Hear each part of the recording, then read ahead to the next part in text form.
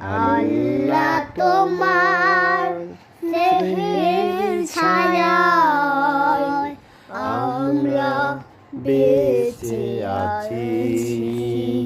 তোমার দয়ায় অতুল মায়ায় আমরা বেঁচে আছি। কত শত নেয়ামত দিয়েছো তুমি, উদার আকাশ আর সবুজ ভূমি, দিয়েছো সুস্থ দেহে অমিত সাহস, পৌঁছতে তোমার কাছাকাছি আমরা বেঁচে আছি।